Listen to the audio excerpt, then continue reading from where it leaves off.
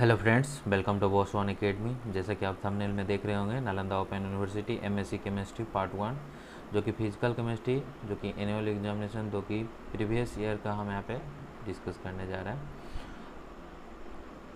तो जो भी चैनल पे नए होंगे चैनल को सब्सक्राइब कर लेंगे और वीडियो को ज़्यादा से ज़्यादा शेयर करेंगे। जैसा कि आपने जो कि प्रीवियस वीडियो में देखा होगा कि हमने 5 क्वेश्चन किए थे और टाइम जो कि बहुत ही कम है, तो आप को मैंने समझाया था कि ग्राफ के द्वारा भी लगभग 7-8 क्वेश्चन को आपके द्वारा यहाँ पे दिखाया गया था। ठीक है, तो 7-8 क्वेश्चन को आयनिक का स्ट्रेंथ और what do you understand by over potential, oxygen over voltage and hydrogen over voltage. तो एक बार आपको रिपीट कर देता हूँ, जो कि ग्राफ में उतना रीड नहीं करेंगे, जो कि आप यहाँ पे ग्राफ के द्वारा हर एक क्वेश्चन को, जो कि आपको कॉपी ब्लैंक नहीं छोड़ना है, इसके लिए ये ग्राफ कुछ दर्शाए गए हैं जो कि आप वहाँ पे मेंशन करेंगे। सिंपल में आपको जो कि कॉपी फिल करने में आपको मदद मिलेगा और आप अपने मन से जो भी लिखेंगे और समझेंगे, और हर क्वेश्चन का यहाँ पे डिटेल आंसर आपको दिया गया है, तो उसे समझेंगे और समझाने का कोशिश किया जाएगा यहाँ पे अच्छी तरीके से। तो यहाँ पे दिख रहा होगा आयनिक स्ट्रेंथ एंड एक्टिविटी का जो ग्राफ है, I=1/2 psi C I Z square I and polarography diffusion जो कि ID 607 N D power 1/2 M power 2/3 T power 1/6 C. तो ये सब आपको यहाँ पे इसको ध्यान में रखेंगे। इस तरह से हमारा फर्स्ट क्वेश्चन था, और अब प्रीवियस वीडियो में जा करके देख सकते हैं 5 क्वेश्चन वहाँ पे डिटेल में, और ग्राफ को भी सबको यहाँ पे समझाया गया था। यहाँ पे ज़्यादा उसको डिटेल में नहीं करना है क्योंकि टाइम उसमें और टाइम ज़्यादा है नहीं, तो लगभग 10-20 दिन बचा है, और कोशिश करेंगे कि जितना ज़्यादा प्रीवियस ईयर का क्वेश्चन हम यहाँ पे डिस्कस कर सकें। सिर्फ ये 2024 का पार्ट 1 का फिजिकल केमिस्ट्री यहाँ पे हो रहा है। अभी इनऑर्गेनिक, ऑर्गेनिक, नेचुरल केमिस्ट्री और भी जो भी केमिस्ट्री है 8 पेपर, उसको यहाँ पे हमको करना है, तो टाइम बहुत कम है। तो यहाँ पे ऑक्सीजन ओवर वोल्टेज जो है उसको भी देखते हैं आपको क्या करता है। यहाँ पे उसका भी ग्राफ आपको दिया गया होगा। ठीक है, ऑक्सीजन ओवर वोल्टेज ऐसे आपका जो भी है, ऑक्सीजन ओवर वोल्टेज आपका, जस्ट वेट। ठीक है, oxygen over voltage,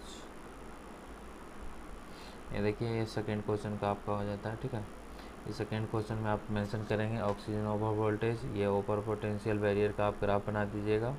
by axis पे reaction coordinate and X axis पे reaction coordinate and Y axis पे एनर्जी को, जो कि स्लोप ऊपर से नीचे की ओर आ रहा है, जो कि डाउनवर्ड में जा रहा है। तो over potential and the kinetic takes, hydrogen over potential over voltage, जो कि यहाँ पे लिखा हुआ है, आप यहाँ पे सिंपल में आप याद कर लीजिएगा, जो कि आपको कॉपी ब्लैंक नहीं छोड़ना है। तो यहाँ पे आपको हेल्प मिलेगा, जो कि ग्राफ से दर्शाइएगा तो मार्क्स मिल जाएंगे अच्छे से, घबराना नहीं है। और हर एक क्वेश्चन का डिटेल में आंसर दिया हो गया है, तो आप पैनिक ना हो और पेशेंसली वीडियो को देखें और ज़्यादा से ज़्यादा शेयर करें। Explain the following ensembles and types of ensemble, यहाँ पे रिवीजन करवा रहे हैं, फर्स्ट वीडियो आपका है, आप वहाँ पे जा कर देख सकते हैं। ठीक है, तो यहाँ पे देखेंगे इंसेम्बल एंड टाइप्स ऑफ इंसेम्बल्स, जो कि यहाँ पे दिया होगा ग्राफ है, आपको एक बार और क्विकली यहाँ पे रिवीजन कर रहे हैं। ठीक है, एक मिनट। हाइड्रोजन इंसेम्बल्स, आयर्स electronic ionic strength, just wait, ensembles, ester hydrolysis pathways, microscope voltage magnification, जिप्सिफिकेशन and ensembles, where is ensembles. Third number question का आंसर जो कि अभी देखते हैं कहीं पे आपको ग्राफ में, ये देखिए।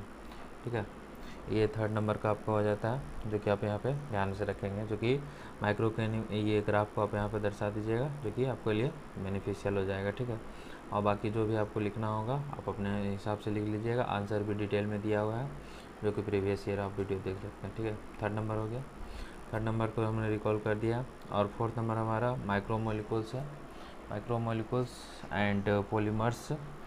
तो determination of molecular weight of polymer. ठीक है, तो फोर्थ नंबर हमारा क्वेश्चन, चलते हैं नीचे। फोर्थ नंबर क्वेश्चन हमारा क्या है उसे हम देखते हैं, पॉलीमर यहाँ पे बताया गया है। ठीक है, यहाँ पे देख सकते हैं ये। ठीक है, तो micromolecules, high molecular weight change, polymer whose massive size unequally interacts with electromagnetic radiation, ये सब आपका है मैक्रोमोलिकुल्स यहाँ पे। और ये इसका मैकेनिज्म है जिसे आप ध्यान में रखेंगे। स्टैटिस्टिकल मैकेनिज्म जो कि चेंज से बतलाया गया। Chemical kinetics to change to electrochemistry and electrochemistry to statistical mechanism and statical mechanism to thermodynamics, entropy गिव्स ड्यूहेम इक्वेशन, ये सब इंपॉर्टेंट हो जाता है। ठीक है, ये हमारा 4th नंबर का जो भी है आपको ध्यान में रखेंगे। ठीक है, 4th नंबर का ये दोनों है। प्रीवियस ईयर वीडियो में अच्छे से डिटेल में बताया गया है, यहाँ पे बस रिकॉल किया जा रहा है, जो कि फास्ट से यहाँ पे रिकॉल करके आगे बढ़ना है। 6, 7 से 5 नंबर क्वेश्चन तक हो गया था, 6, 7, 8, 9, 10 क्वेश्चन हमें कंप्लीट करना है। ओके, तो इस तरह से हैं, आप देख लेंगे प्रीवियस वीडियो में। ठीक है, और 4th नंबर क्वेश्चन हो गया। तो 5 नंबर क्या कहता है, तो express the term molecular interpretation of second law and third law of thermodynamics. तो ये आपका यहाँ पे आ जाता है सेकेंड लॉ एंड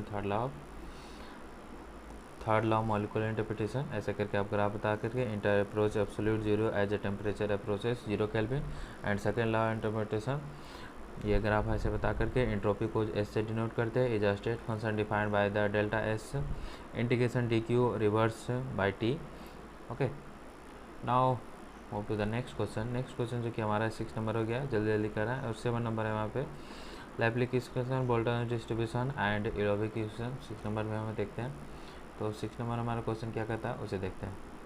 तो 6 नंबर क्वेश्चन जो कि हमारा आ जाता है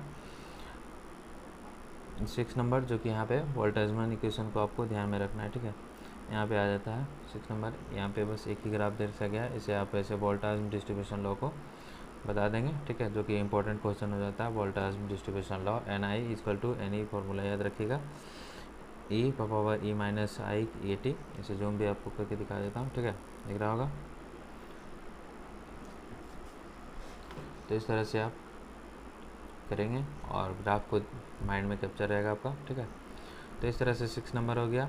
और एक्टिवेटेड कॉम्प्लेक्स जो कि एस्टर हाइड्रोलाइसिस, जो कि 7 नंबर हमारा कहता है आर्हेनियस थ्योरी। तो यहाँ पे चलते हैं 7 नंबर क्वेश्चन क्या कहता है उसे देखते हैं। 7 नंबर क्वेश्चन का भी ग्राफ दिया गया होगा मेरे ख्याल से। 7 नंबर का क्वेश्चन का भी यहाँ पे देखिए बहुत अच्छे से दिया गया है, इसे आप अच्छे से याद कर लेंगे, जो कि बहुत ही इंपॉर्टेंट हो जाएगा। और शॉर्ट में भी है, ग्राफ में एकदम पॉइंट में दिया हुआ है। आप इसे Arrhenius theory, empirical observation of temperature dependence and K = A mathematical formula में यहाँ पे K = A/E-EY/RT and A represent an empirical collision frequency and activated complex theory aiming a statistical thermodynamic equilibrium between reactants and the transition state, and K = KKBT by H and e⁻delta ST by R and delta H by RT minus delta H by RT derived rigorously from the entropy activation delta S. Okay, तो इस तरह से हमारा कुछ 7, 8 number तक है जो भी आपका। और गिब्स ड्यूहेन इक्वेशन जो कि बहुत इंपॉर्टेंट हो जाता है, ये आप इसे याद रखिएगा। ठीक है, ये आप इसे 8 नंबर का क्वेश्चन में आप जरूर मेंशन रखेंगे, formula Gibbs Duhem equation 8 number का क्वेश्चन का। ठीक है, गिब्स ड्यूहेन इक्वेशन। तो गिब्स ड्यूहेन डेरिवेशन जो कि G = साई इसे बोलते हैं, और U जो लिखा है इसे म्यू कहते हैं। NI and DG = Sai U IDNN plus integration NI DUI and at constant temperature and pressure DG = psi U DNI and psi and DUI DNI DU mu D mu = 0। Utility जो इसका हो जाता है precisely calculates the chemical potential of the one component in binary mixture when the other is known। Okay, तो इस तरह से हमारा कुछ आपको फीडबैक जो कि आपको देना होगा, आप कमेंट बॉक्स में आप कर सकते हैं जहाँ पे भी आपको कुछ प्रॉब्लम लगे। और इस तरह से आप वहाँ पे कॉपी को भरेंगे जो कि इंटरेक्ट करेगा कॉपी चेक करने वाले को। तो आप ग्राफ को अच्छे से माइंड मेकअप में करेंगे, और ग्राफ जो कि हमेशा दिमाग में रह जाता है, इसलिए आप ग्राफ को फोकस करेंगे। तो इस तरह से हमारा 5 नंबर तक हमने डिटेल आंसर किए थे और ग्राफ के द्वारा भी बताया गया था। तो now move to the next question is 6 number question. तो 6 नंबर क्वेश्चन को हम यहाँ पे अच्छे से देखते हैं, समझते हैं और समझाने की कोशिश करते हैं। ठीक है, तो जो भी होगा आपको प्रॉब्लम आप कमेंट बॉक्स में कमेंट करेंगे। और 6 नंबर क्वेश्चन जो कि हमारा आ जाता है 5 नंबर क्वेश्चन तक हो गया था। जो भी आप नहीं देखे होंगे पिछले वीडियो, तो आप 5 नंबर क्वेश्चन तक में दिया हुआ है, आप वहाँ पे जा कर के देख सकते हैं, ठीक है। Now move to the 6 number question, जो कि आपको जूम कर दे रहे हैं इतना अच्छे से, जो कि आपको क्लियरली दिख रहा होगा, ठीक है। Now write notes on any two of the following a Laplace equation and Boltzmann's distribution law Ilkovic equation. Now Laplace equation क्या कहता है? Young Laplace equation, the young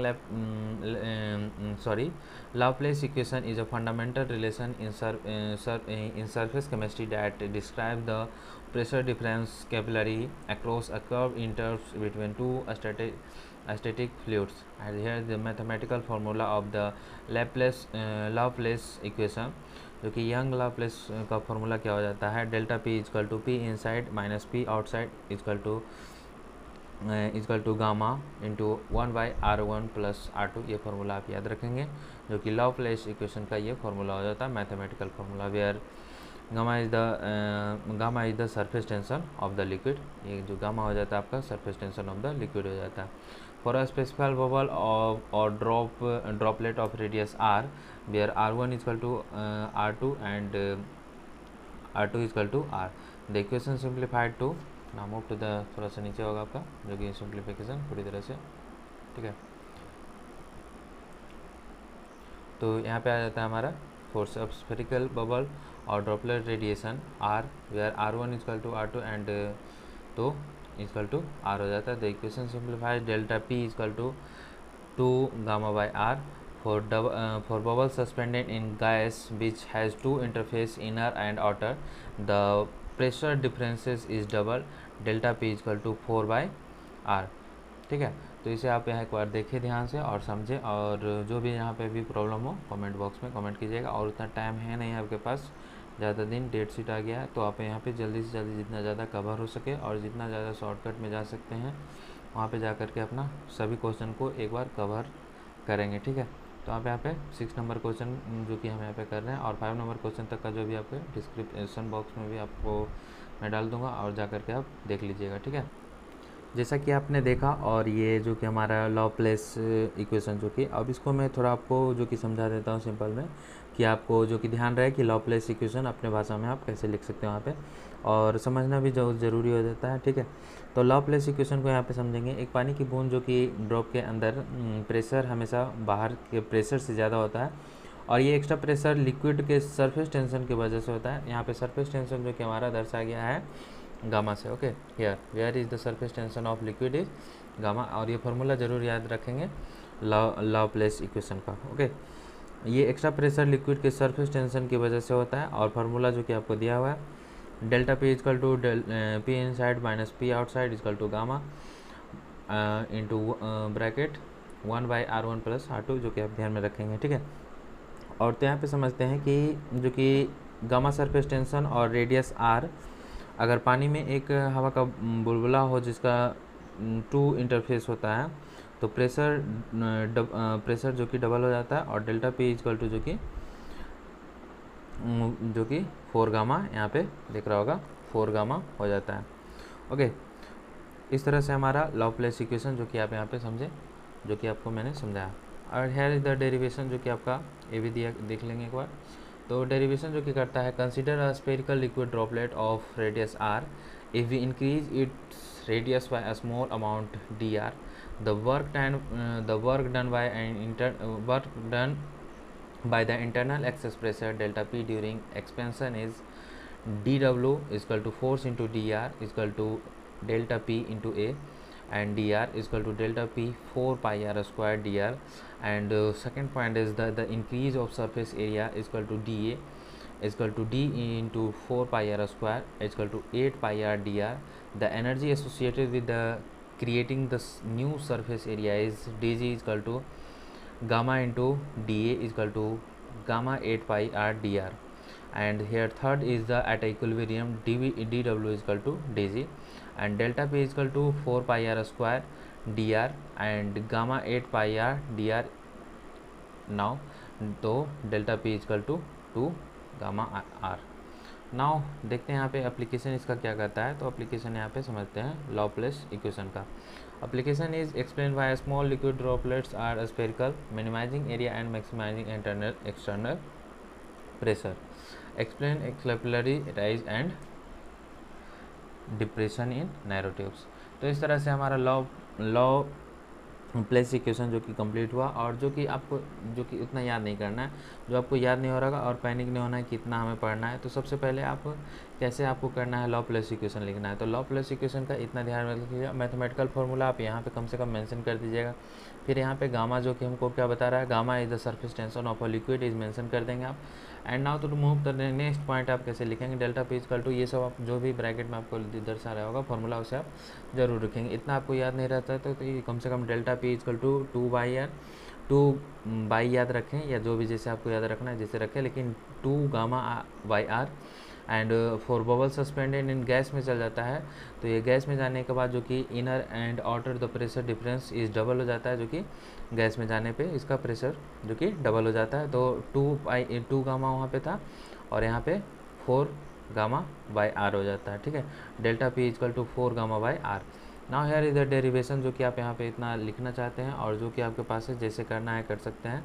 तो डेरिवेशन में सीधे आप इतना फार्मूला लिख दीजिएगा, हेयर द बी एक्सप्लेन, या जो भी आप अपने हिसाब से जो कि हम यहाँ पे एक्सप्लेन कर रहे हैं, डी डब्ल्यू इक्वल टू ये है, डी आर इक्वल टू ये है, डेल्टा पी क्या बताता है, आप अपने हिसाब से जो भी बना करके लिख सकते हैं। और फिर बार बार रिपीट कीजिएगा कि गामा क्या है, यहाँ पे गामा सरफेस टेंशन को बतला रहा है, और गैस में जो कि हमारा लॉ प्लेस इक्वेशन हो जाता है वो डबल हो जाता है। इस तरह से आप अपना बात बना करके जो भी लिख सकते हैं। Now move to the next B, here is the 6 question number part B, जो कि यहाँ पे लॉ प्लेस जो कि ऑप्शन ए जो हमारा पूछ रहा था, ए जो कि पार्ट वाई क्वेश्चन था। तो now second we is voltage distribution law. The voltage distribution law is a fundamental theorem of a statistical mechanism that describe the probability of finding a system in a particular state as a function of a state's energy and temperature. Here is the mathematical equation of the voltage distribution law. तो ये आप जो भी आ जा रहा है mathematical equation उसे आप रिमेंबर रखेंगे, N I is equal to N Q into E power E I K V T. Now for a system at thermal equilibrium at temperature T, the population Ni of molecules in a energy state E1 is given by. तो इस तरह से mathematical formula equation याद रखेंगे. Now here we explain about the voltage distribution law in simple words. Now you can remember this. Okay. Now voltage distribution law क्या कहता है इसे हम समझते हैं. सिस्टम के मॉलिक्यूल्स अलग अलग एनर्जी लेवल्स में कैसे डिवाइड होते हैं ये लॉ हमें बताता है. तो फार्मूला आपको दिया हुआ है, एन आई इजकल टू, ये आपको वोल्टेज मार्केट डिस्ट्रीब्यूशन याद रखेंगे. और अपने भाषा में एक बार आपको फिर से वोल्टेज डिस्ट्रीब्यूशन लॉ को सिंपल भाषा में आपको रिपीट कर देता हूँ, जो कि आप लिख लीजिएगा. सिस्टम के मॉलिक्यूल्स अलग अलग एनर्जी लेवल्स में कैसे डिवाइड होते हैं ये लॉ हमें बताता है, जो कि वोल्टेज डिस्ट्रीब्यूशन लॉ हमें बताता है सिस्टम के मॉलिक्यूल अलग अलग एनर्जी लेवल में कैसे डिवाइड होते हैं. Now it is clear. Now here is the mathematical equation you mentioned now in the examination paper. Now move to the next, what is the here, जो कि explanation में हो गया. तो ये फार्मूला आप वहाँ पे देख लेंगे, जो कि वहाँ पे n जो कि था टोटल नंबर ऑफ पार्टिकल्स था. फार्मूला जो भी लिखेंगे ये आप ज़रूर वहाँ पे मेंशन करें कि कौन क्या है, एन टी जो भी रहा है, जो भी फार्मूला में टी क्या बतला रहा है, एस क्या बतलाता है, एंट्रोपी बताता है, टेम्परेचर बताता है, कहीं पर प्रेशर है, उसे पॉइंट वाइज आप दर्शाइएगा तो अच्छा रहेगा. तो इसी तरह से फार्मूला आपको ऊपर में था, एक बार और आप यहाँ पे देख सकते हैं फार्मूला. ठीक है, फार्मूला जरूर याद रखना चाहिए. वोल्टेज डिस्ट्रीब्यूशन का क्या हो जाता है formula, N I is equal to N by Q E power minus E I K V T. Okay. Now move to the next. Here N is the total number, जो कि n हमारा बताता है यहाँ पे टोटल नंबर, जो कि n जो कि हमारा रिप्रेजेंट करता है total number of particles, and K V is the total voltage में constant, and q is the molecular partition function which acts as a normalization constant. And ये जो कि हमें याद रखना है, q is equal to psi G J power E minus K G के P T. तो यहाँ पे जी जे जो कि है degeneracy of a state G, the ratio of population of two state E I and E two is N two by N one and G two by G E one and E power minus E two minus E one K V T equal to G two by G one E power minus delta E K B T. Now here we understand what is E, what is an. Okay, तो यहाँ पे हमको क्या बतलाता है कि energy जो कि हमारा जो कि E3 जो कि है, ठीक है, E3 आपको दिख रहा होगा। तो E3 जो कि हमारा होता है लो पॉपुलेशन, E2 जो कि medium population, E1 is a higher population and population N.I जो कि है हमारा पॉपुलेशन को दर्शाता है। Now we understand about the physical significance of voltage distribution law. Here is the physical significance of the voltage distribution law. Now जब भी आपको जो कि लगे कि आपको यहाँ पे कि टेम्परेचर इफेक्ट है, पॉइंट कम से कम मेंशन करें और अपने भाषा में जो भी लिखना होगा लिख दीजिएगा, ठीक है। And second, physical in here be right in the physical significance in voltage distribution law, temperature effect at very low temperature T पे 0 हो जाता है। The term E power minus delta EKITVT and 0 meaning almost all particles occupy the ground state at very high temperature T to infinite. Okay, and power delta EKVT and 1 and high energy states become populated. And now second point is the energy gap. Larger energy gap delta E between states lead to lower probability of finding molecules in higher energy states. Okay, now C is a Ilkovic equation. What is Ilkovic equation? तो यहाँ पे समझेंगे Ilkovic equation क्या करता है, अच्छे से यहाँ पे समझेंगे। Ilkovic equation क्या हो जाता है, तो पोलोग्राफिक टेक्निक्स जो कि ड्रॉपिंग मरकरी इलेक्ट्रोड में डिफ्यूजन करंट निकालने की इक्वेशन है, ठीक है। इल्कोविक इक्वेशन क्या है, जो कि पोलोग्राफी टेक्निक्स में डिफ्यूजन करंट निकालने की इक्वेशन है, ठीक है। मैं एक बार फिर से स्लो एंड स्लोली वे में आपको रिपीट कर दे रहा हूँ, आप अपने भाषा में जैसे लिखना होगा वहाँ पे लिख सकते हैं, यहाँ पे आपको डिटेल वे में भी लिखा हुआ है। Now Ilkovic equation is polarographic techniques where, जो कि यहाँ पे होता है कि ड्रॉपिंग मरकरी इलेक्ट्रोड्स में जो डिफ्यूजन होता है डिफ्यूजन करंट निकालने की इक्वेशन को हमें यहाँ पे इल्कोविक इक्वेशन में समझते हैं, ठीक है। तो इल्कोविक इक्वेशन को यहाँ पे कैसे लिखा गया आप यहाँ पे देख सकते हैं। Ilkovic equation is a mathematical relationship and a polarographic okay and electrolytical technique using a dropping mercury electrode DME that relates the diffusion controlled limiting current to the physical properties of the analyte and the electrode. Here is the mathematical formulation of the Ilkovic equation. The average diffusion current ID in micrograms psi A over the lifetime of a mercury drop is given by, तो यहाँ पे formula हो जाता है ये आपका mathematical formulation of इल्कोविक equation, ठीक है। तो आप यहाँ पे फॉर्मूला को ज़रूर में ध्यान रखें।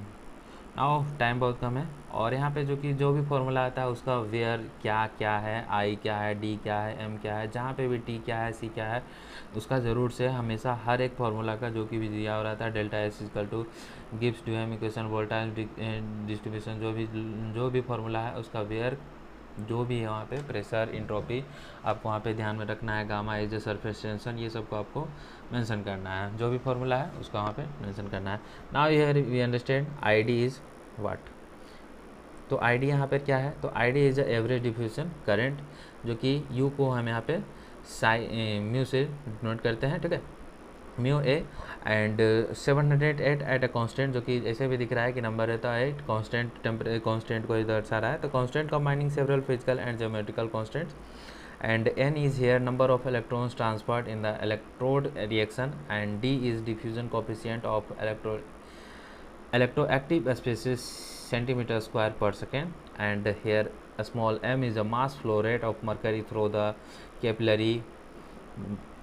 capillary mega per second mg mega per second and t is a drop time of mercury electrode s and C is a bulk concentration of electroactive analyte।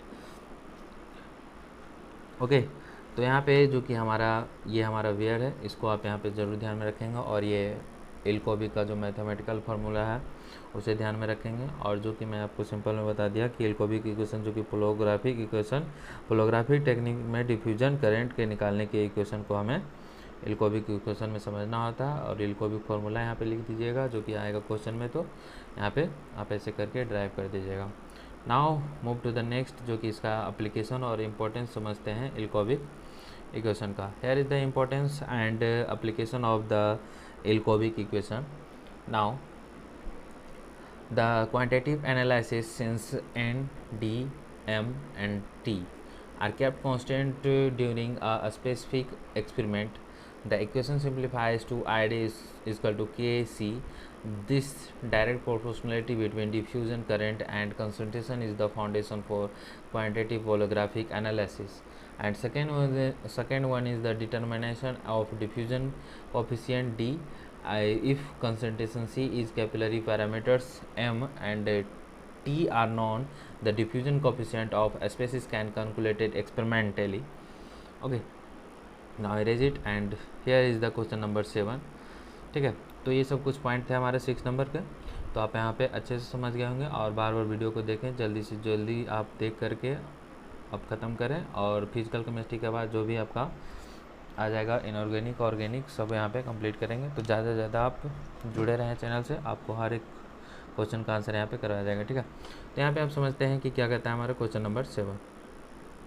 तो क्वेश्चन नंबर 7 क्या कहता है, derive the activated complex theory and compare with Arrhenius theory. A and V is the hydrolysis of an ester in presence of dilute acids and follows first order, while that in the presence of dilute alkali follows second order kinetics explain। तो यहाँ पे देख सकते हैं आपका answer भी है, तो दिख रहा होगा। आप यहाँ पे एक बार रीड करें अपने से, ठीक है, और समझने का कोशिश करें। और हर एक पॉइंट को मैं ऐसे भी ऑलरेडी आपको समझाने का कोशिश कर रहा हूँ। ठीक है, I try my best to explain the all the question of the answer in simple way. So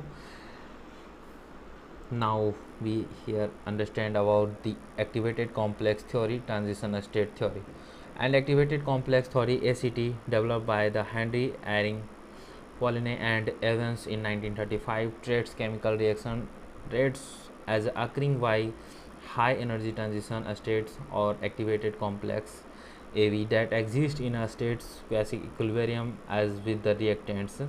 Here is the derivation of the equilibrium constant of the for the complex. Now we understand about the activated complex theory and question number 7. Now we explain about the simple way what is activated complex theory.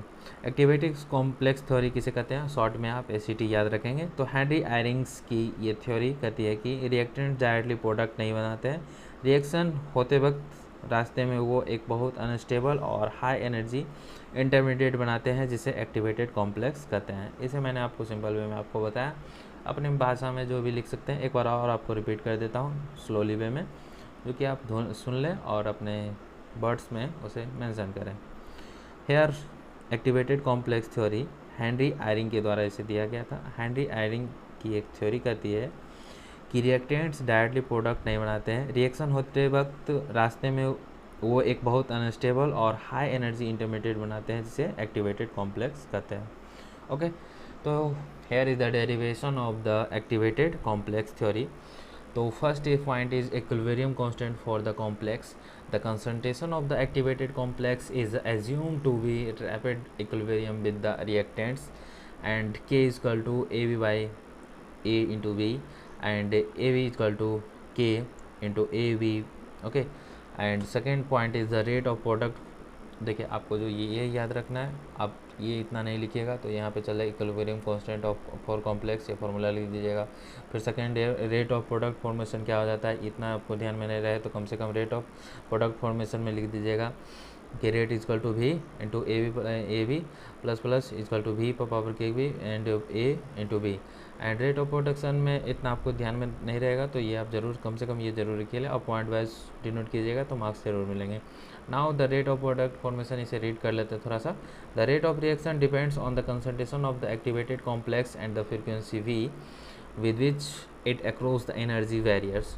And third one is the frequency of crossing V, the weak vibrational mode along the reaction coordinate that leads to product formation has an energy equivalent to thermal energy। ठीक है, और ऐसा कोई भी YouTube channel नहीं होगा कि NOU के लिए आपको जो भी इतना एक्सप्लेन करके बता रहा होगा, सिर्फ आपको PDF तो हर जगह से मिल जाएंगे।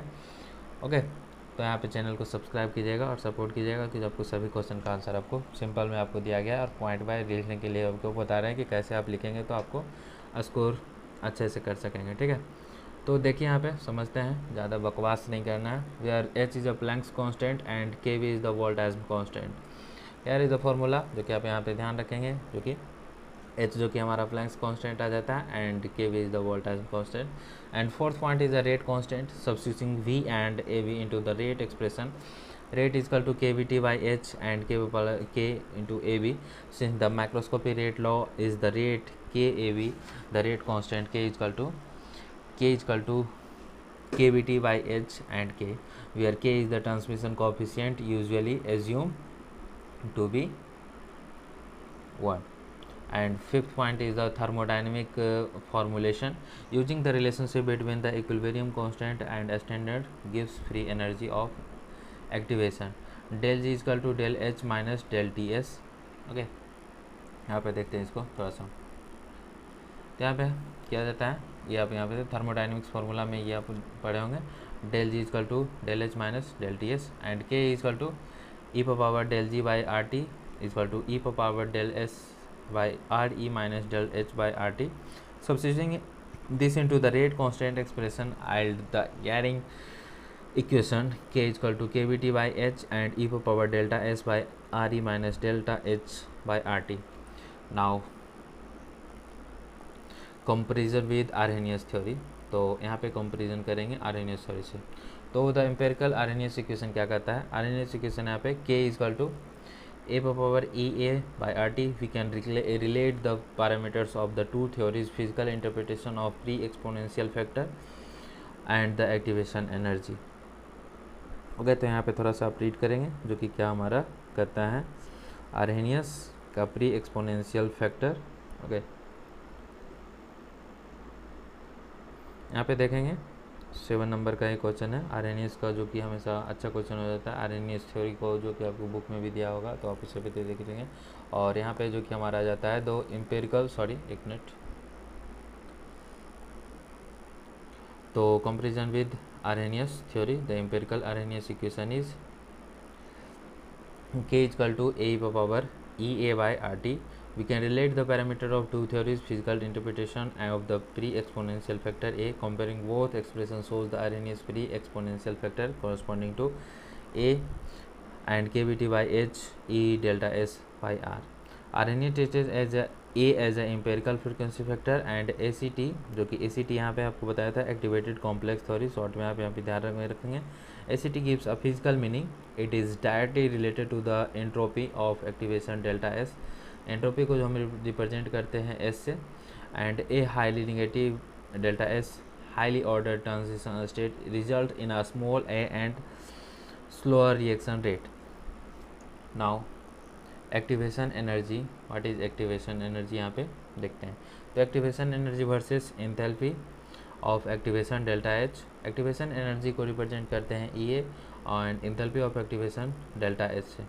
Bye defining E A equal to R T A into integration K Y D T and differentiating the Yaring equation for gas phase molecular equation, A is equal to delta H plus 2RT, and for reaction in solution A is equal to delta H plus RT. Thus, activated complex theory provides a rigorous molecular thermodynamic foundation for the empirical parameter using Arrhenius theory. Okay, तो यहाँ पे थोड़ा सा आपको मैं समझाता हूँ कि ये आपका आ जाता है आर्हेनियस थ्योरी, जो कि जब इसको पुरानी आर्हेनियस थ्योरी से कंपेयर करते हैं तो पता चलता है कि आर्हेनियस के प्री एक्सपोनेंशियल फैक्टर ए असल में एंट्रोपी का एक्टिवेशन को रिप्रेजेंट करता है। अगर ट्रांजिशन स्टेट हाईली ऑर्डर है तो रिएक्शन स्लो होगा। Okay,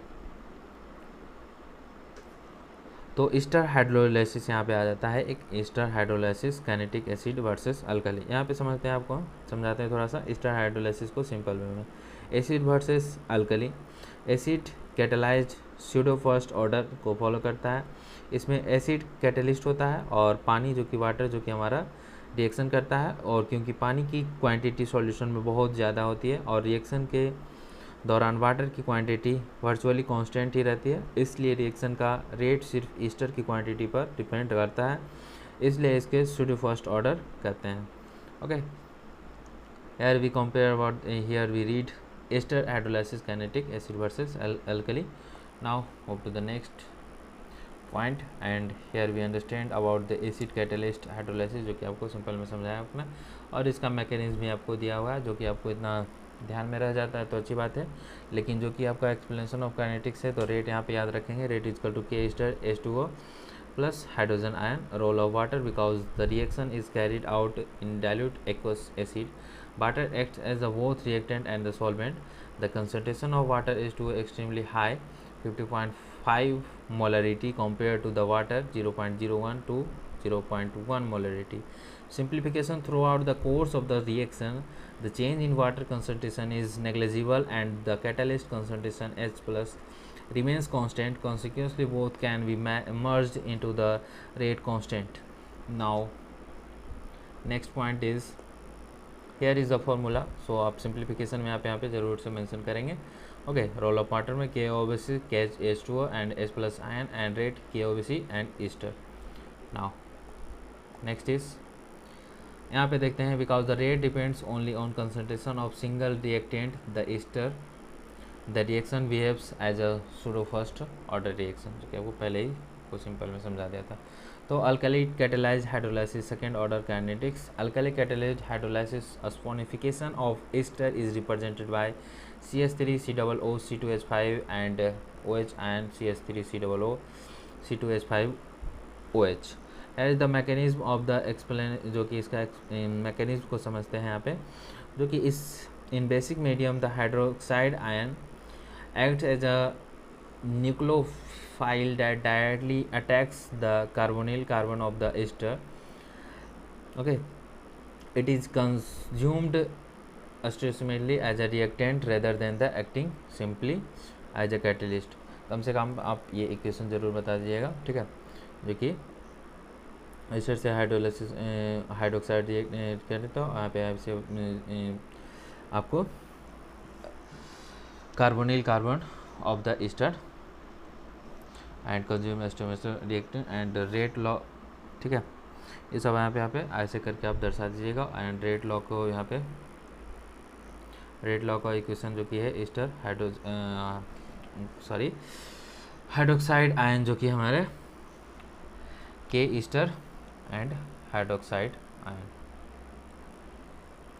Concentration change since both the ester and the alkali are present in the comparable dilute concentration. The concentration of both species change significantly over time as the reaction proceeds because the rate of proportional to the product of two changing concentration.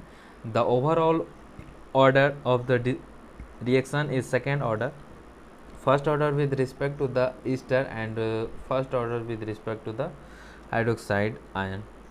तो इस तरह से हमारा ये 7 number का question explanation था, और 8 number पे हम चलते हैं, ज़्यादा टाइम वेस्ट नहीं करते हैं। ओके, तो 8 नंबर क्वेश्चन हमारा क्या कहता है, describe Gibbs-Duhem equation thermodynamically and so how this equation is useful. Now first point is thermodynamic derivation of Gibbs-Duhem equation.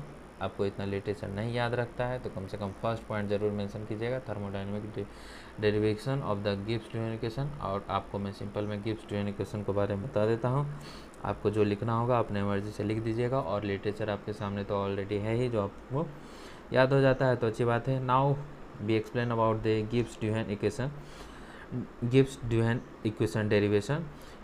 तो गिब्स-ड्यूहम इक्वेशन क्या है, एक मल्टी कंपोनेंट सॉल्यूशन में Gibbs free energy pressure temperature और मोल्स ऑफ कंपोनेंट्स पे depend करती है, and constant temperature और प्रेशर पर इस इक्वेशन की सिंपल फॉर्म होता है G=F(T)Pn and N2.Nk.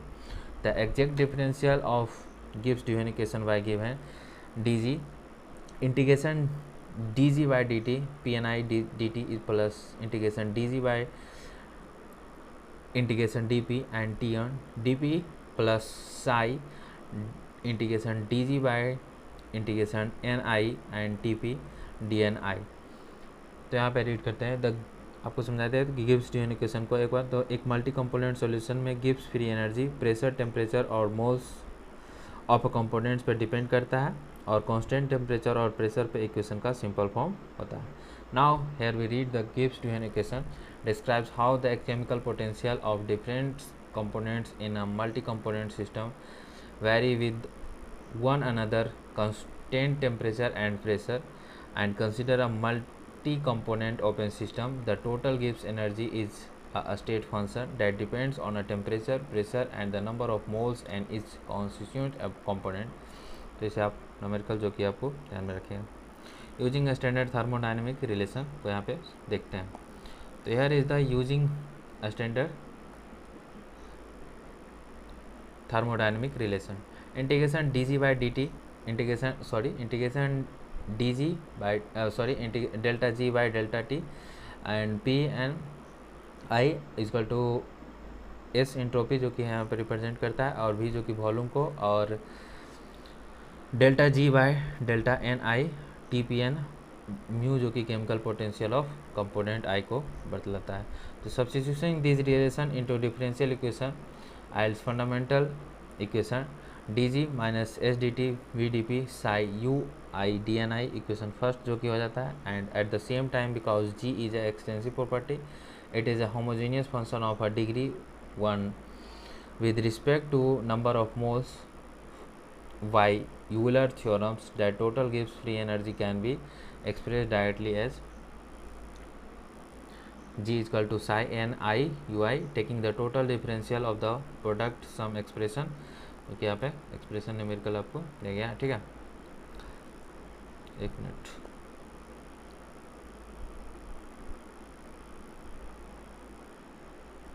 now taking the total differential of the product sum expression dg is equal to psi n d u I plus psi u I d n I equation second and equation first जो कि आपका ऊपर था। और आप अपने pen और paper लेकर के बैठे और बाकी आपके पास वीडियो तो हमेशा के लिए रह ही जाएगा, आप जैसे देखना है देखिए आपको। और टाइम बहुत कम है इसलिए बहुत फास्ट चल रहा है और आप अपने हिसाब से समझें और अपने हिसाब से मैं लिखने के लिए बता रहा हूँ कि शॉर्टकट में आप कैसे मेंशन करें जो कि आप स्कोर कर सकते हैं। और ग्राफ के द्वारा भी बताया गया है, आप जैसे आपको समझ में आता है जैसे कर सकते हैं, आप खुद समझदार हैं। Now here is the subtracting psi U D N I from both side giving the जेनरेटिकल गिब्स ड्यूहेन इक्वेशन, जो कि psi U D N I जो कि इक्वेशन फर्स्ट और सेकेंड में दोनों साइड से बोथ साइड से हम यहाँ पे माइनस करेंगे। तो psi N D I U I plus S D T minus V D P equal to zero आ जाएगा। At constant temperature D T equal to zero and pressure equal to zero, the equation simplified to its classical and most common form. Here is the psi n I d u I is equal to d mu यहाँ पे है, ठीक है, u यहाँ पे बोल रहे हैं फ्लो में, आप यहाँ पे म्यू है फॉर्मूला, आप साइन भी ध्यान में रखेंगे तो अच्छा बात है। For a binary system containing a components 1 and second and n I d mu I 1 plus n2 d mu 2 is equal to 0 and next is d mu is equal to n2 by n1 d mu 2। तो usefulness and application of Gibbs Duhem equation देखिए इसका यहाँ पे देखते हैं।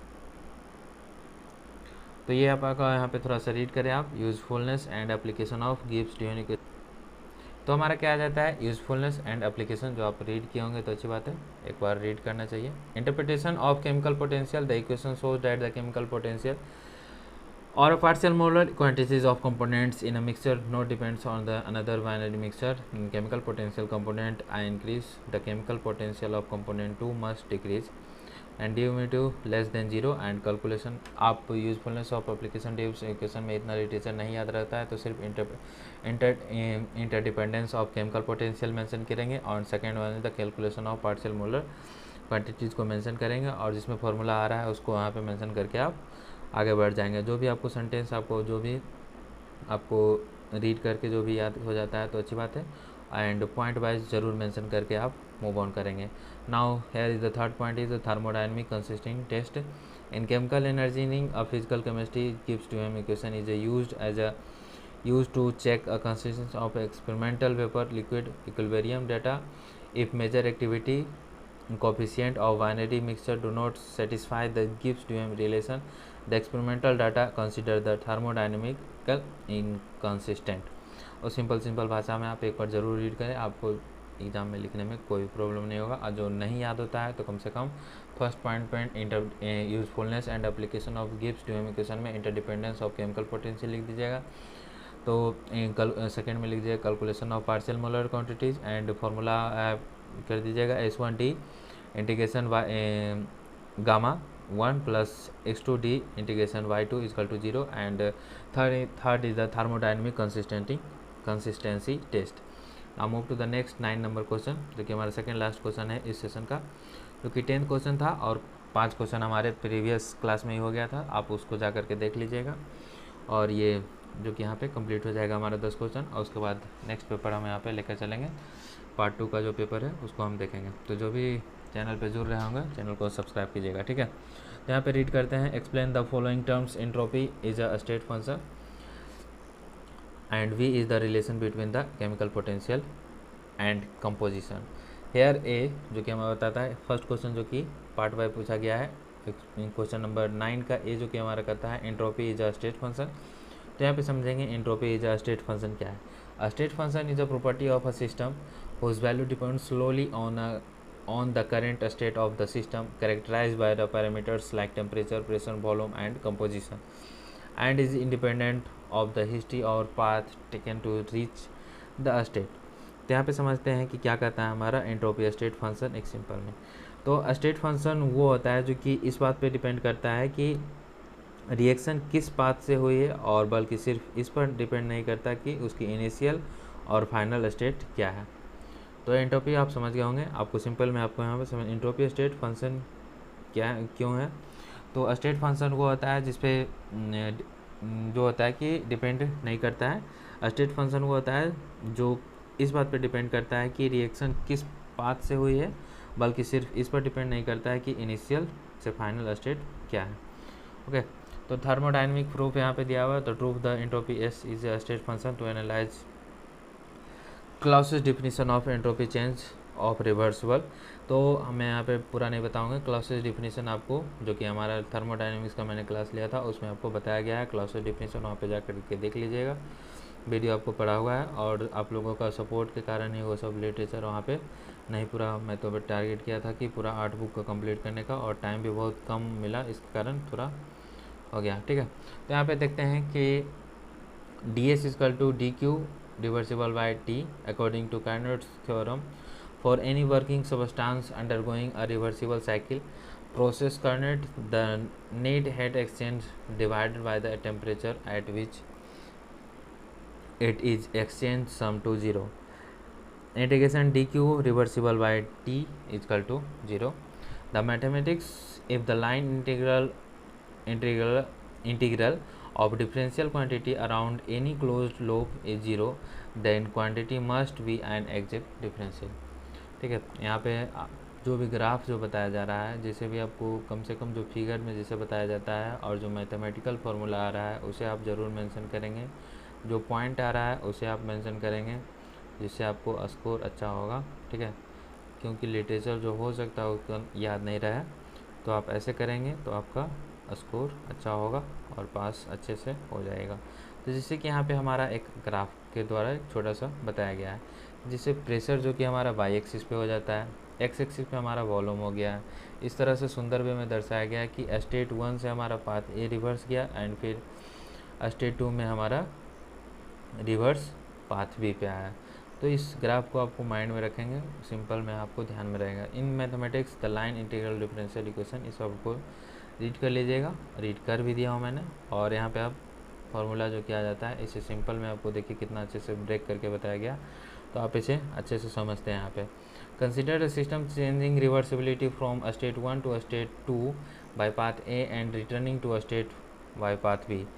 Integration 1 to 1 and path A dq reversible, integration 2 to 1 path B and dq reversible by T equal to 0, integration 1 to 2 and path A dq reversible by T equal to integration 2 to 1 and dq reversible by 2 and to integration of 2 by 1 path B and dq reversible by T।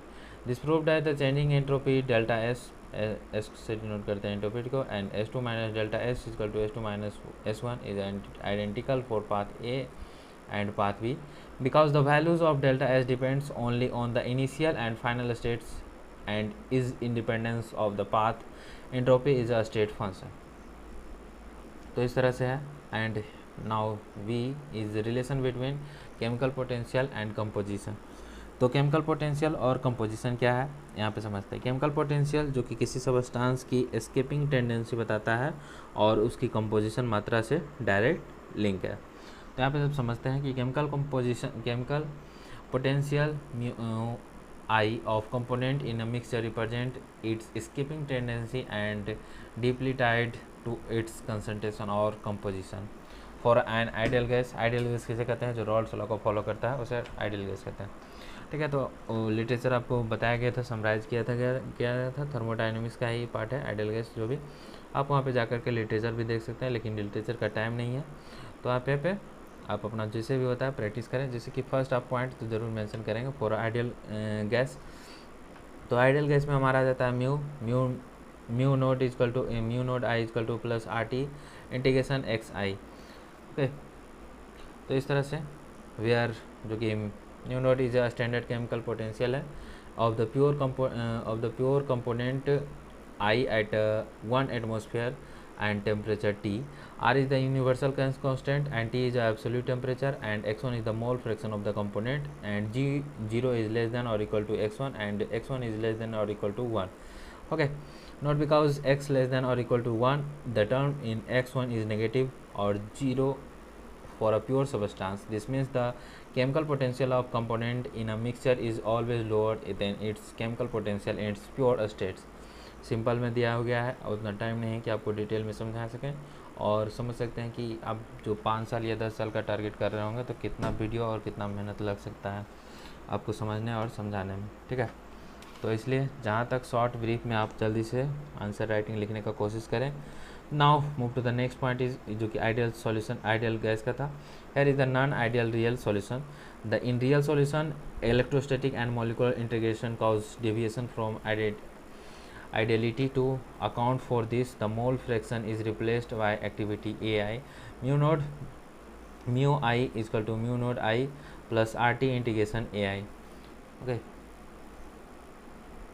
here the activity is related to the actual composition mole fraction X and molality Mi by the activity coefficient gamma I, and A is equal to gamma I x1, and U is the mu naught I plus RT integration y1 xi is equal to mu naught I plus RT integration x1 plus RT integration y1. Here जो कि gamma I equal to 1 हो जाता है and the relationship reduce to the ideal form. तो यहाँ पे where जो भी आपको फार्मूला यहाँ पे याद रखना है, और उसके बाद जैसे पहले बता रहा हूँ कि वेयर आप कुछ नहीं याद रखना है तो कम से कम फार्मूला को रट लेना है. और उसके बाद जो उसका वेयर क्या उसको रिप्रेजेंट कर रहा है, म्यू नोट क्या रिप्रेजेंट कर रहा है, आर क्या रिप्रेजेंट कर रहा है, टी क्या रिप्रेजेंट करना है, गामा क्या रिप्रेजेंट करना है, उसको याद रखना है और उसको वेयर करके वहाँ पे मेंशन कर देना है. ठीक है, जिससे कॉपी चेक करने वाले को लगेगा कि आपको थोड़ा बहुत भी जानकारी है और रीड करके आए. Now the term RT integration gamma I represent the non ideal excess chemical potential resulting from intermolecular integration. इस तरह से हमारा 9 क्वेश्चन नंबर ख़त्म हो गया और लास्ट क्वेश्चन पे जा रहे हैं. और बहुत एनर्जी और बहुत मेहनत लगता है. ठीक है, तो आप लोग सपोर्ट करें और चैनल को ज़्यादा से ज़्यादा सब्सक्राइब करें. ओके, तो देखते हैं हमारा क्वेश्चन नंबर 10 क्या कहता है. तो क्वेश्चन नंबर 10 जो कि हमारा क्या कहता है, right notes on any 2 of the following holography over potential and C is a flash photolysis and a polography. Polography is an electrochemical technique used for both qualitative and quantitative analysis of electroactive chemical species, ions or molecules that can be oxidized and reduced. It was developed by George Schwab Hierowski in 1920, for which he was awarded the Nobel Prize in Chemistry in 1959. Now here is the experimental setup of the polography. तो यहाँ पे देखते हैं experimental setup को holography का किस तरह से बताया गया है। ओके, तो क्वेश्चन नंबर 10 है और लास्ट क्वेश्चन है, अच्छे से देखते हैं और फिर हम नेक्स्ट पेपर का करेंगे, ठीक है। तो देखते हैं एक्सपेरिमेंटल सेटअप क्या करता है। तो experimental setup is holography is the unique type of voltmeter where the working electrode is a dropping mercury electrode, DME short में। Dropping mercury electrode in short form DME, where mercury flows through a fine capillary to form drop that grow and death every few seconds. And second was the reference electrode is a typical and a structured calomel electrode, SCS. A slowly increasing potential is applied and the resulting current is recorded. Now here current जो कि by axis पे आप इसे ऐसे करके दर्शा सकते हैं, एंड एक्सिस पे applied potential and residual current जो कि हमारा आ जाता है इस तरह से फ्लो करके half way potential and limit current पे जाता है। इस तरह से आप यहाँ पे ग्राफ को देख रहे हैं और इस तरह से आप फ्लोग्राफी में आप इसे दर्शाइएगा। तो फ्लोग्राम करंट वोल्टेज कर्व को हम यहाँ पे समझते हैं जो कि हमारा क्या करता है। तो फ्लोग्राम current voltage curve, a flowgraphic plot else a step like wave curve. Residual current at a low potential, only a very small background current flows. Diffusion current, ID, when the potential reaches the reduction potential of the analyte, the species begins to react. The current rises sharply until it is limited by the rate at which the analyte can diffuse to the mercury drop surface. यहाँ पे समझते हैं, sorry, ठीक है। तो पोलोग्राफी को यहाँ पे ये एक केमिस्ट्री में एनालिसिस की टेक्निक्स है जिसे पता लगाते हैं कि सॉल्यूशन में कौन सा केमिकल है और कितना क्वालिटेटिव और कितना ये कौन सा क्वालिटेटिव और कितना क्वांटिटिव है। इसमें ड्रॉपिंग मर्करी DME जो कि आपको शॉर्ट में ड्रॉपिंग मर्करी इलेक्ट्रोड उसे होता है जो कंटिन्यूसली तेज़ मरकरी की ड्रॉप्स गिराते रहता है और आपके एक सीधे साधे जैसे लाइन ग्राफ मिलती है, और जो करंट की मैक्स लिमिट होती है, जो कि करंट की मैक्स लिमिट होती है उसे पता चलता है कि केमिकल की मात्रा कितनी है, और इल्कोविक इक्वेशन के थ्रू ये हाफ वे पोटेंशियल चेक करके पता चलता है। ओके, नाउ नेक्स्ट जो कि हमारा हाफ वे पोटेंशियल, यहाँ पे हाफ वे के द्वारा यहाँ पे पता चलता है किसमें हाफ वे पोटेंशियल के द्वारा हमारे यहाँ पे पोलोग्राफी का पता चलता है कि केमिकल कौन सा है, ठीक है। तो यहाँ पे half way potential, the potential यहाँ पे लिखा हुआ भी है, द पोटेंशियल विच, एक मिनट यहाँ पे आपको दिख नहीं रहा होगा, ठीक है, यहाँ पे देखते हैं। तो the potential at which the currently is exactly half of the diffusion current, this value is thermodynamic constant characterized of a specific chemical species, allowing for a quantitative identification. Diffusion current concentration covered by the Ilkovic equation ID CV is used for quantitative analysis. Advantage of the DME, the mercury drop concentrated, इसका advantage क्या हो जाता है, तो concentrated renewed fermenting electrode contamination or poisoning. Mercury has a high overpotential for hydrogen evolution, which extend the usable potential window to very negative potential. Now V is a overpotential. ओवरपोटेंशियल क्या है, ओवरपोटेंशियल को समझते हैं। सबसे पहले ओवरपोटेंशियल क्या होता है इसे समझते हैं। Extra voltage required for a reaction activation overpotential reaction कहते हैं। इलेक्ट्रॉन ट्रांसफर स्लो होने के कारण इसे वॉटलर, वॉल्मर और टेफल इक्वेशन से डिफाइन करते हैं। नाउ ओवर पोटेंशियल को समझते हैं। Over potential n equal to E minus E equation represent the extra electrical energy required to overcome the rate determining kinetic barriers of an electrochemical reaction. It is categorise into 3 physical mechanism, activation, over potential. देखिए फिर आगे यहाँ पे point, तो point को यहाँ पे mention जरूर कीजिएगा। एक्टिवेशन ओवर पोटेंशियल सिंपल में ऐसे लिखा हुआ है, आप याद कर लेते हैं तो अच्छा बात है, लेकिन एक्टिवेशन ओवर पोटेंशियल के नीचे में आप यहाँ पे ज़रूर लिखेंगे कि क्या हो जाता है। तो एक बार और थोड़ा सा आपको डिटेल में आपको समझते हैं कि ओवर पोटेंशियल जब रिएक्टेंट फास्ट फिनिश हो जाता है तो सरफेस पे डिफ्यूज होके आने में टाइम लगता है, और ओहमिक ओवर पोटेंशियल जो कि इलेक्ट्रोलाइट और वायर के नेचुरल करंट रेजिस्टेंस होने के कारण होता है। तो activation over potential N act plus minus A plus B log J. This is associated with the activation energy barrier of the electron transfer reaction occurring at the electrode surface. It is a mathematical described as the Butler-Gauss equation at a high over potential. It simplifies to the Tafels equation, where J is the current density. Now, next point is the concentration over potential. Concentration over potential. This arises when the rate of electrochemical reaction exceeds the rate. Just wait. Now, rate at which the reactants are supplied to the electrode surface by mass transport, diffusion, convection, or migration. When the surface concentration of the reactant drops to zero, the current reaches limit on as the limiting current density JL. And here is the formula of the concentration over potential and concentration is the RT by NF integration I minus J by L. इस formula को आप ध्यान में रखेंगे. And third point is the resistance ohmic over potential.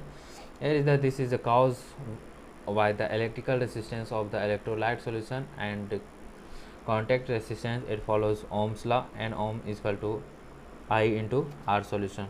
And third point is third C जो कि हमारा flash photolysis. Flash photolysis को आप यहाँ पे समझते हैं कि फ्लैश फोटोलाइसिस क्या होता है. फ्लैश फोटोलाइसिस जो कि बहुत सारी केमिकल्स रिएक्शन जैसे फ्री रेडिकल्स बनाना बहुत ही ज़्यादा तेज़ होती है, जिनको सिंपल एस्पेक्ट्रोस्कोपी से नहीं देखा जा सकता. इसे सॉल्व करने के लिए फ्लैश फोटोलाइसिस टेक्निक का यूज़ किया जाता है. और इसके एक पंप प्रोब मैकेनिज्म होते हैं जो कि पहले एक बहुत हाई इंटेंसिटी लेज़र पंप मारा जाता है, और जिसे सिंपल के मॉलिक्यूल्स टूटकर फ्री रेडिकल्स या शॉर्ट लेफ्ट इंटरमीडिएट्स बनाते हैं, और फिर तुरंत स्यूडोकॉन्स नैनोसेकेंड्स में एक हल्का लाइट उन पर डालकर उनके रिकॉर्ड्स चेक करते हैं, जो कि फ्री रेडिकल्स कितनी तेज़ी से गायब हो रहा है वो बतलाता है. और ये फोटोसिंथेसिस और फोटोकेमिस्ट्री पढ़ने का बहुत काम आता है. इस तरह से हमारा जो कि आप पढ़िएगा फोटोकेमिस्ट्री, उसमें आपका ये फ्लैश फोटोलाइसिस का डिटेल में दिया हुआ है. आप वहाँ पे अच्छे से इसका रीड करेंगे. एक बार यहाँ पे थ्रोली रीड कर लेते हैं. आपको यहाँ पे सिंपल में बता दिया फ्लैश फोटोलाइसिस के बारे में. यहाँ पे आपको इंग्लिश में आपको अच्छे से लिखा हुआ है. आप यहाँ पे जैसे भी आपको समझने में हो आप याद कर लेते हैं तो अच्छा है. लेकिन फ्लैश फोटोलाइसिस इतना तो ज़रूर याद रखिएगा कि who shared the Nobel prize in chemistry in 1967, तो जॉर्ज पॉर्टर इन 1949 में. यहाँ पे it was developed by Ronald Rawlins and George Porter, जो कि दोनों के द्वारा शेयर किया था in 1949. Who shared the Nobel prize in chemistry in 1967. तो एक बार थोड़ा सा रीड कर लेते हैं फिर से. तो आपको समझा दिया फ्लैश फोटोलाइसिस को. तो flash photolysis is a एलिजेंट ultra fast pump probe spectroscopic technique used to study extremely fast chemical reaction and short-lived transit chemical intermediates such as free radicals, excited states, or transition metals complexes. It was developed by Ronald Rolls and George Portner in 1949, who shared the Nobel Prize in Chemistry in 1967. Here is the principle and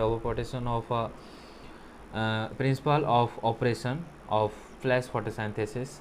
And conventional spectroscopic method cannot study fast reaction because the mixing and measurement times are too slow. Flash photolysis overcome this by using a dual pulse approach. इसके द्वारा से यहाँ पे आपको बताया गया है. Step 1 instance pump. एक मिनट, ठीक है. Instance pump plus laser photolysis sample creating intermediate. Step 2 में वीक प्रो. देखिए वहाँ पे आप सबसे पहले फ्लैश फोटोलाइसिस को मैंने बता दिया था सिंपल में, और आपको जैसे लिखना होगा आप सुन के आप अपने भाषा में लिख लीजिएगा जिसको आपको आसानी हो लिखने में. लेकिन ये स्टेप 1, स्टेप 2, स्टेप 3 जो कि फ्लैश फोटोलाइसिस को बताया गया है उसे आप ज़रूर से मेंशन करेंगे. Intense pump flash laser xenon photolysis sample creating intermediates. Step 2 weak probe light source and measure transit absorption spectra and fast dictator PMT spectrograph decay growth of intermediates over time. And the pump plus क्या कहता है, the pump plus a short intense flash of a light xenon flash loves now from a pulse laser is directed into a impulse.